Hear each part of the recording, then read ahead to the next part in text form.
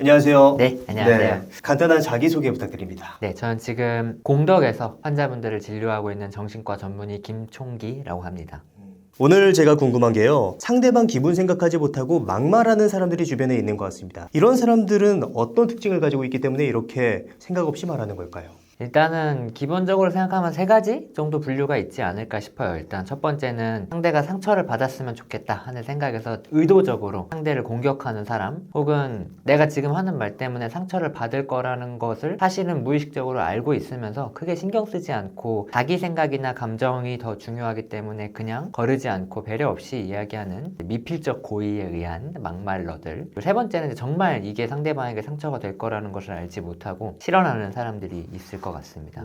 저는 정신과에 내원하시는 환자분들을 보기 때문에 막말을 주로 해서 오시는 분들보다는 막말을 들어서 오시는 분들이 많거든요. 그분들이 항상 저 사람이 나한테 왜 저런 막말을 했을까? 진짜 나 면목을 하고 저런 말을 했나? 아니면 진짜로 나를 위해서 한 말인데 내가 상처를 받은 건가? 고민을 하시죠. 그래서 어떤 건지 알아내려고 항상 마음고생을 많이 하시는데, 저는 사실 그거를 구분하는 게 무슨 의미가 있을까 하는 생각이 들긴 합니다. 중요한 건 저 말이 막말이건 아니건 내가 상처를 받았다는 겁니다. 내가 상처를 받았으면 그건 나한테는 막말인 거예요. 그래서 저는 항상 환자분들한테도 이야기하고, 이 주제를 하면서도 이야기 드리고 싶은 핵심은 상대방이 어떤 의도로 이야기를 했는지를 고민하기보다 내가 그 말 때문에 상처받았다는 것을 좀 더 들여다볼 수 있는 기회가 되었으면 좋겠다라고 생각합니다. 환자분들께서 그러거든요. 저 사람이 왜 나한테 저렇게 막말했지? 진짜 저 사람이 못된 사람인가? 아니면 별 말 아닌데 내가 자존감이 낮아서 이렇게 막말로 받아들이는 건가? 이렇게 생각하면서 사실은 그 생각을 끌어안고 점점점 더 한 번 들었던 막말을 스스로 안에서 곱씹고 되새기면서 상처를 반복하게 되거든요. 저는 그 과정이 막말 앞에서 무너져가는 단초라고 시작하기 때문에 중요한 건 막말이 아니다, 내가 받은 상처다 라는 점을 먼저 이야기 드리고 싶습니다. 그렇다면 상대방이 어떤 이야기를 하든 내가 기분 나쁜 게 더 중요한 문제, 내가 상처받는 게 중요한 문제라면 내가 그 이야기에 대처를 하는 올바른 방법을 알아야 될 것 같다라는 생각이 들었거든요. 그렇습니다. 제가 이야기 드리고 싶은 게 사실 바로 그거예요. 그러니까 만약에 상대방이 나에게 막말을 하고 나에게 상처되는 이야기를 했다라고 하면은 이제 대부분의 경우는 그 상대방은 본인 스스로가 처리하기 어려운 불편한 감정을 나한테 던진 거라고 사실 생각하는 게 맞습니다. 이제 그게 진짜이든 아니든 타후적으로 생각을 해보자면 그렇다는 거죠. 그렇다고 하면 상대가 화가 났거나, 아니면 상대가 본인이 자격지심을 느꼈거나, 아니면 상대가 억울하거나, 아니면 다른 일 때문에, 다른 아예 개인적인 일 때문에 예민하거나 해서 나한테 막말이나 상처가 되는 이야기를 했다라고 한다면은 그거는 본인이 이 감정을 어떻게 처리할 줄 몰라서 너가 대신 느껴 라고 이야기를 하는 거죠. 그래서 내가 화가 났는데 이 화를 상대방한테 쏟아내고 나면은 상대가 그 분노 때문에 괴로워하는 모습을 보고 무의식적으로는 자기 분노가 어느 정도 해소되는 것 같은 느낌을 느끼게 될 수 있다는 거죠. 그래서 다시 말하면은 상대의 분노를 내가 대신 처리해주고 있는 거라고 볼 수 있겠죠. 그러면 제가 아까 다시 이야기 드렸던 걸로 돌아가서 상대가 어떤 이야기를 했을 때 내가 굉장히 불편하고 힘들다라고 하면은 이게 내 안에서 온 건지 상대 때문에 온 건지를 구분하는 게 필요하고, 그러려면은 상대의 의도를 생각할 것이 아니라 지금 나의 감정이 어떠한가를 들여다보는 게 더 중요하다는 겁니다. 일단 아프다, 상처를 받았다 라고 인지하는 게 그러면 그 첫 번째가 되겠죠. 그렇다면 어떤 사람들이 그렇게 상대방이 하는 말에 쉽게 휘둘리는 사람들일까요? 그래서 방금 말씀드린 것과 같은 맥락으로 생각을 해본다고 한다면, 네. 자신의 감정을 적절하게 다루거나 자신의 감정을 적절하게 이해하지 못하는 사람들이 막말에 끌려가게 되는 게 아닌가 하는 생각을 합니다. 사실은 이제 책임을 따진다고 한다면요, 막말을 한 사람이 책임이 있죠. 내가 상처를 받았으니까 때린 사람이 잘못한 거지 맞은 사람이 잘못한 건 아닙니다. 그런데 이제 이야기를 하는 게 소송을 하기 위함은 아니잖아요. 그렇다고 한다면 어떻게 갈등을 해결할 것인가를 고민할 때에는 내가 받은 상처를 내가 어떻게 지금 다루고 있는가가 더 중요한데, 그거를 잘 하지 못할 때에 이런 굴레에 들어간다고 생각합니다. 왜냐하면 사실 누가 나한테 막말을 했어요. 그러면 상처가 됩니다. 때리면 아픈 건 굉장히 당연해요. 그런데 막말을 들어서 상처를 받는 순간은 그렇게 길지 않아요. 사실 길어야 보통은 한두 순간에 지나가고, 만약에 상사가 나를 불러놓고 집요하게 막말을 하면서 꾸중한다 하더라도 몇 시간을 내리 막말하는 경우는 사실 흔치 않습니다. 그런데 왜 그런 말을 했을까? 그 사람의 의도가 무엇일까? 나는 왜 이게 이렇게 상처가 될까? 이런 생각들을 하면서 그 막말에 대해서 계속해서 고민하고 들여다보고 하면서 그것이 다시 더 상처가 되는 과정을 반복하는 거는 끊임이 없습니다. 이게 어떤 막말을 들으면 그냥 누구나 기분이 나쁜 건 사실이에요. 그런데 어떤 사람은 그게 그냥 그 순간 짧게 끝나는 사람이 있고,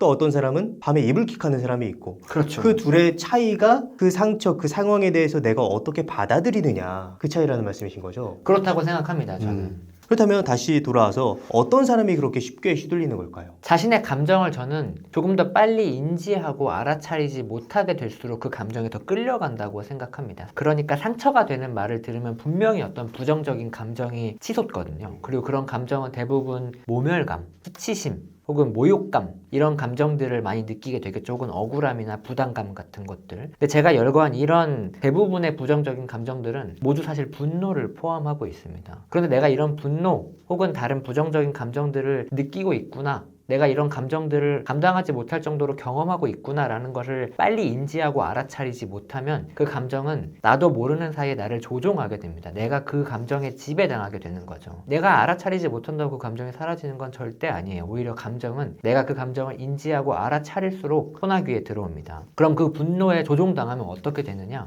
분노에 휩싸이면은 상대방에게 어떻게 복수할까? 내가 받은 이 상처를 어떻게 돌려줄까에 골몰하면서 점점 더 스스로 지치게 되죠. 혹은 상대방에게 분풀이를 하지 못하니까 종로에서 뺨 맞고 한강 가서 화풀이를 하는 것처럼 다른 엄한 사람한테 상처를 또 전달해 주게 될 수도 있습니다. 혹은 내가 화가 났다는 사실조차도 인지하지 못하고 다른 어떤 신체적인 증상이나 혹은 공황발작 같은 불안이라는 다른 형태의 감정으로 드러나게 될 수도 있고, 아니면 아예 방향을 바꿔서 나를 향한 자책과 분노로 돌아오게 될 수도 있습니다. 아, 역시 나는 진짜 문제가 있는 사람이구나, 저런 말을 들을 정도로 형편없는 사람이구나 라고 하면서 자책하게 되는 경우도 있죠. 근데 사실 결국은 이 모든 형태가 그 상처로 인해서 발생한 부정적 감정을 내가 제대로 다루지 못했기 때문에 조종당하고 지배당한 결과라고 생각을 합니다.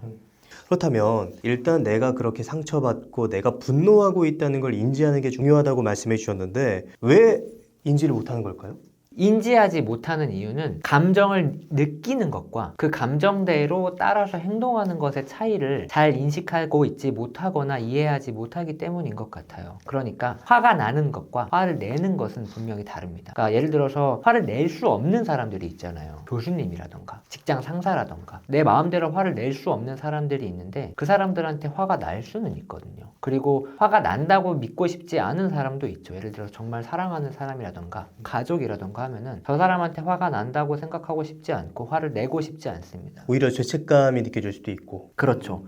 그러면 사람들은 내가 어떻게 하고 싶은지에 따라서 자신의 감정을 받아들이게 되거든요. 나는 화를 내고 싶지 않으니까 화가 나지 않는다라고 생각을 하고 당연한 분노를 알아차리지 못하게 되는 거죠. 그래서 저는 항상 먼저 말씀드리는 거는, 어떤 감정이 치솟거나 발생하는 거는 우리의 의도나 노력과는 전혀 관계가 없다라는 겁니다. 내가 화나고 싶지 않는다고 해서 화가 나지 않는 게 아니에요. 내가 모멸감을 느끼고 싶지 않다, 저런 말 따위에 무시당했다는 느낌 받고 싶지 않아 라고 한다고 해서 모멸감을 느끼지 못하는 건 아닙니다. 그러면 모멸감을 느끼는 것과 그 모멸감에 지배당해서 행동하는 것의 차이를 분리할 수 있어야 감정을 인지하게 되는 거라고 생각해요. 굉장히 좋은 말씀을 해주셨는데, 그렇다면 내가 인지하지 못하는 그 감정을 찾아내는 작업이 굉장히 중요할 것 같거든요. 혹시 찾아내는 방법이 있을까요? 찾아내는 방법이 이제 아까 이야기 드렸던, 막말을 들었을 때 내가 상처받았구나, 아 내가 지금 아프구나 하고 느끼게 되는 거죠. 그래서 그거를 찾아내기 위한 가장 좋은 방법은 나 자신의 감정을 한번 표현해 보려고 하는 겁니다. 대부분 사람들이 불편하다 혹은 찝찝하다, 불쾌하다, 짜증난다 같은 어떤 지금 내 상태에 대한 호불호는 쉽게 캐치합니다. 그거는 어렵지 않아요. 그런데 그런 호불호를 느껴질 때 이게 어떤 감정 때문인지를 들여다보려고 노력하는 게 필요하다고 생각합니다. 그냥 어떤 말을 들었는데, 누구랑 대화를 했는데 기분이 나빠요. 그러면 어떤 점 때문에 기분이 나쁘지? 혹은 내가 기분이 나쁜 걸 보니까 어떤 부정적인 감정이 들었나 보다. 그럼 그 감정이 어떤 감정일까? 감정에는 이름들이 다 많이 있거든요. 분노, 모멸감, 우울, 서운함 여러 가지 감정들이 있는데 지금 느끼는 감정이 어떤 감정인지를 생각해 보는 게 그것을 알아차리고 인지하는 가장 좋은 방법이라고 생각합니다. 누구한테 어떤 직접적으로 상처가 되는 말을 들었다고 한다고 하더라도 그 상처에 대해서 생각하거나 그 말의 내용에 대해 생각하기에 앞서서 지금 내가 느껴지는 이 고통에 대해서 한번 들여다봐야 한다는 겁니다. 고통? 아픈 거잖아요. 그럼 어떤 감정 때문에 아플까를 들여다봐야 그 다음 스텝으로 넘어가지 거기에서 저 말이 진짜일까? 저 말이 왜 나왔을까를 따라가기 시작하면은 사실은 그 말을 나는 잘 따라가고 있다고 생각하지만 내가 인지하지 못한 감정에 지배당해서 끌려가고 있을 가능성이 굉장히 크다는 거죠. 요즘에 이런 말 많이 쓰잖아요. 그럴 수도 있지 라는 말 많이 쓰잖아요. 그런데 이게 어떻게 한편으로는 독이 될 수도 있겠다라는 생각이 좀 들었어요. 그럴 수도 있지. 어떤 면에서요? 예를 들어서 상대방이 나에게 좀 기분 나쁜 행동을 했어요. 그런데 내가 그걸 보고 사실 충분히 기분 나쁘다는 것을 인지해야 되는데 그럴 수도 있지 하고 그냥 어떻게 보면 바짝구를 덮어버리는 거죠. 그런데 내가 부정적인 감정에 느끼는 거에 대해서는 그럴 수도 있지라는 표현이 적절할 것 같아요. 그럼요. 그 차이를 인식하는 게 굉장히 중요할 것 같아요. 몸자님께서 아주 중요한 포인트를 저는 잘 짚어주셨다고 생각합니다. 그럴 수도 있지를 스스로한테 할 수 있어야 돼요. 어떤 것에 대해서 스스로의 행동이 아니라 감정에 대해서요. 누군가의 어떤 행동에 대해서는 그럴 수도 있지라고 다 덮어버릴 수가 없습니다. 왜냐하면 서로 같이 살아가는 사회고 지켜야 할 규칙과 예의와 신뢰라는 게 있잖아요. 그거를 다 깨버리는 것까지 그럴 수도 있지라고 이야기하기 시작하면은 너무 무질서해집니다. 그렇지만 내가 느끼는 감정에 대해서는 그럴 수도 있지가 가장 적절한 말이에요. 그럴 수 없는 감정은 사실 없습니다. 그렇다면 그렇게 내가 느끼는 감정을 찾아내고 인지하게 됐어요. 그럼 그 다음 스텝으로는 인지된 감정을 어떻게 다뤄야 될까요? 감정을 인지했다라고 하면은 그 다음에 내가 어떻게 이 감정에 따라서 행동할지를 선택하고 생각해 볼 여유가 저는 이미 생긴 거라고 생각합니다. 사실은 감정에서 한 발짝 떨어져 나왔다는 거거든요. 떨어져 나와야 바라볼 수 있어요. 그 다음에 감정에 따른 행동을 하지 않기 위해서 노력하는 건 물론 조금 어려울 수 있습니다. 화가 머리 꼭대기까지 왔는데 화가 났다. 화가 났지만 화를 표현하지 말아야지 라고 노력하는 것도 물론 쉽지 않을 수 있지만 화를 느끼지 않으려고 하는 노력보다는 훨씬 더 가능한 부분이다 라고 이야기를 드리는 겁니다. 그러니까 가능함과 불가능함, 어려움과 쉬움은 아주 다른 문제거든요. 감정을 느끼지 않고 감정을 삭제시키거나 배제시키는 건 가능 불가능의 영역이에요. 그래서 저는 그게 불가능하다 라고 이야기를 하는 거고 불가능한 것을 위해서 노력하기 시작하면은 결국 지칠 수밖에 없습니다. 실패하고 감정을 인지하고 파악했을 때 그 감정에 따라 행동하지 않으려고 노력하는 건 쉽냐 어렵냐의 문제입니다. 가능한 부분이에요. 그러면 내가 무언가를 위해서 노력할 수 있는 에너지가 있다면 불가능한 것을 노력하는 것을 다 세이브하고 가능한 것을 잘 노력하기 위해서 좀 더 열심히 노력해야겠죠. 사실 근데 그 부분은 어느 정도의 이제 훈련과 연습이 필요하다고 생각합니다. 처음부터 자기 감정에 따라서 휘둘리지 않고 행동할 수 있는 사람이 얼마나 되겠어요. 여기서 좀 궁금한 게 감정을 파악을 했다면 그 다음부터는 쉽고 어려움의 영역이라고 말씀해 주셨잖아요. 네. 어떻게 그렇게 되는 걸까요? 예를 들어서 지금 몸장님 잠깐 심장을 멈춰 보실 수 있나요? 설마요. 아니면 뭐 꼬르륵 네. 소리 나게 해보실 수 있으세요? 불가능하죠. 예. 그거는 우리가 무언가를 결정하고 판단하는 영역이 위장관, 내장을 담당하는 신경을 담당하는 영역과 이어져 있지 않기 때문이거든요. 그러니까 불가능한 겁니다. 불가능하다는 걸 잘 아시잖아요. 예. 그러니까 꼬르륵 소리가 나게 만들기 위해서 열심히 애를 쓰지 않으시잖아요. 마찬가지로 어떤 감정을 느끼지 않으려고 하거나 어떤 감정을 사라지게 하려고 애를 쓰는 거는 심장을 멈추게 하거나 심장을 좀 더 천천히 뛰게 하기 위해서 노력하는 것과 크게 다르지 않습니다. 그런데 감정을 인지하고 나면은 어떤 행동을 할 건지는 가능하다고 했잖아요. 예. 그러면은 어떤 행동을 할지에 대해서 감정이 주도적으로 막 활성화가 되면은 생각을 담당하는 뇌가 혈류량이 떨어지기 시작합니다. 그러면 생각이 행동을 조절하는 힘은 약해지고 감정이 모든 것을 지배해 버리는 거죠. 그렇지만 내가 그것을 감정을 인지하기 시작하면은 감정의 반응을 뇌가 인지하기 시작하면은 그다음부터는 반대로 혈류량이 역전돼서 이 감정을 담당하는 뇌의 활성이 점점점 떨어지기 시작해요. 그러면 내가 어떤 말을 할 것인지, 어떤 표정을 지을 것인지, 어떤 행동을 할 것인지에 대한 주도권과 통제권을 조금씩 가져올 수 있게 되는 거죠. 그렇다면은 지금 내가 감정을 알고 관찰을 하고 파악을 했어요. 다루는 게 문제인 건데 쉽고 어렵고의 차이라고 했잖아요. 네. 좀 어려운 감정을 좀 쉽게 다룰 수 있는 방법이 있을까요? 예를 들어서 지금은 이제 막말에 대해서 이야기를 하고 있으니까 내가 어떻게 하고 싶은지에 대해서 먼저 이해하는 거라고 생각합니다. 예를 들어서 누군가 나한테 욕을 했어요. 네. 그 욕을 듣고 내가 화났다라는 걸 인지를 했어요. 그리고 나서 어떻게 해야 될지. 그리고 나서 어떻게 행동할 건지를 결정할 수 있어야죠. 근데 상대방이 정말 나한테 별로 그렇게 중요하지 않아요. 아니면 그 관계가 그렇게 의미 있지 않다라고 하면은 사실 품을 들여서 노력을 해서 감정에 따른 행동을 통제하려고 노력할 필요가 별로 없지 않겠어요. 그렇다고 생각합니다. 저는 누가 나한테 상처를 주면은 아파하는 게 너무 당연하고 그러면 그만큼 상대방한테 돌려주고 싶은 마음이 드는 것도 너무 당연하다고 생각합니다. 그런데 상대방이 나에게 상처를 줬을 때 내가 어떻게 행동하는지가 굉장히 중요한 관계가 있잖아요. 그러면 그 관계에 대해서 들여다볼 수 있겠죠. 이 관계가 나에게 어떤 의미가 있는가? 내가 행동하는 게 어떤 결과를 불러일으킬 것인가를 생각해 볼 수 있겠죠. 거기에 대해서 고민하고 생각을 하게 된다면은 조금 더 행동의 통제권을 가져올 수 있을 거라고 생각합니다.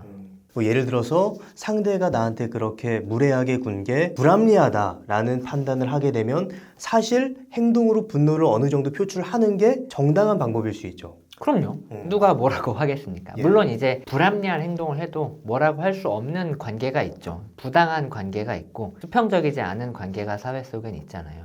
근데 그 과정에서도 예를 들어서 상사가 나한테 막 막말을 했어요. 내가 일을 설사 잘못했다 하더라도 인격 모독을 하는 막말을 할 권리는 없는 거거든요. 그런 막말을 들었을 때 똑같이 상대의 상사에게 아무 말 하지 않고 네 알겠습니다 라고 대답을 한다고 하더라도 그게 나도 모르는 어떤 무언가가 막 부글부글 끓어오르고 있는데 억지로 꾹꾹 눌러 담고 얼굴이 빨개지면서 네 알겠습니다 라고 하고 다리로 돌아와서 계속 그거를 골똘히 생각하면서 상처를 받는 것과 상처가 막말을 했을 때 저 사람 되게 인격 모독하네. 이거 너무 상처다. 이거 되게 모욕감이 드네. 라고 느끼고 그렇지만 저 사람한테는 일단은 더 잘 보여야 되니까 좀 연기를 해야겠다 라고 생각하고 네 알겠습니다 시정하겠습니다 라고 이야기를 하는 거는 겉으로 드러나는 행동은 똑같다 하더라도 굉장히 다르다는 겁니다. 무엇보다도 그 상처를 내가 짊어지고 있지 않을 수 있어요. 아까 상처를 주는 사람은 자신이 해결하지 못하는 감정을 던지는 거라고 했잖아요. 사실 던지면 아플 수밖에 없습니다. 근데 아플 때 상대방이 던진 그 감정을 내가 끙끙거리면서 들고 있을 것인가 아프지만 내려놓을 것인가는 내가 선택할 수 있다는 거죠.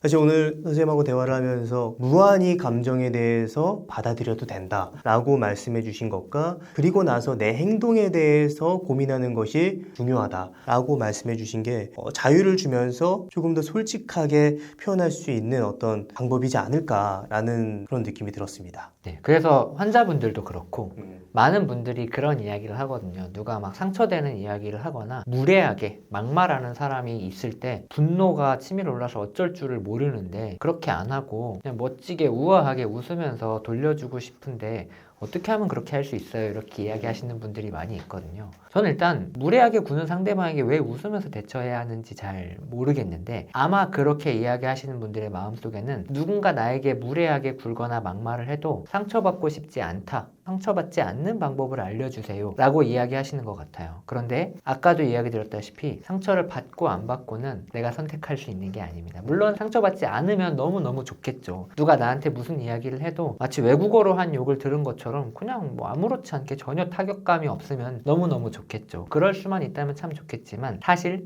불가능합니다. 그것이 가능과 불가능의 영역이라고 이야기를 드린 거고 그렇다는 걸 알아야 그 다음에 그거를 지나치게 짊어지지 않고 내려놓을 수 있는 거라고 생각합니다.